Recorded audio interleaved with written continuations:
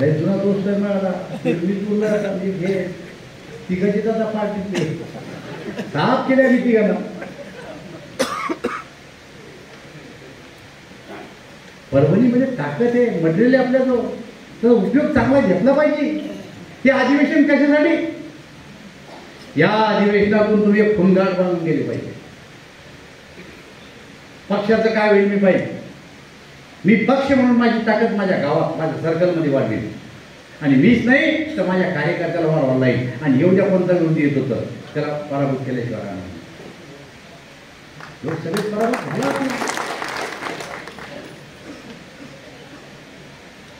संविधान बदलणार आहे ना सांगितलं. संविधान तर कोणा बदललं पाहिजे. मराठा आरक्षण, अरे आरक्षण तर आम्ही दिलं आणि आमची भावना आरक्षण दिलं पाहिजे. मराठा समाजाला आरक्षण मिळालंच पाहिजे ही आमची भावना आहे. आमच्या पक्षी भूमिका कोणाचं काढून आम्हाला नाही द्यायचं. मागचा आधी आरक्षण दिलं तर कोणाचं काढलं नाही, आरक्षण दिलं आताही द्यायचं आहे आम्हाला, दिलं आता मी, कोणाचं काढलं नाही.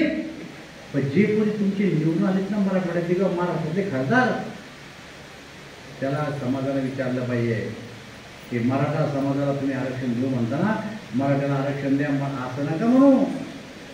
मनोज जरंगेनं जे आरक्षण मागितलं ते तुम्ही देणार आहे का?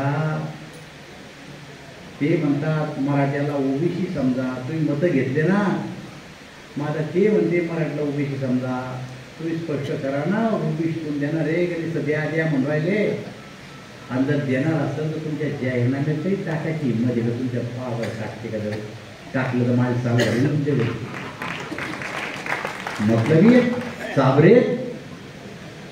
त्याला आरक्षण नकोय, त्याला भांडणं लावायचं. आपल्याला आरक्षण भेटलं पाहिजे. आरक्षणाच्या बाजूला आम्ही बी आहे. हे नेगेटिव्ह पसरत लावलं.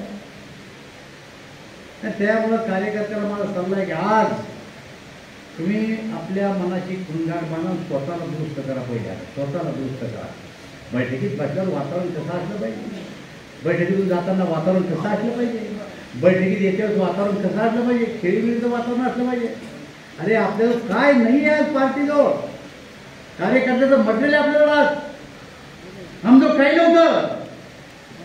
आमच्या पार्टीमध्ये भारतीय जनता पार्टीच्या मीटिंगमध्ये एबीपी माझा, उघडा डोळे बघा नीट.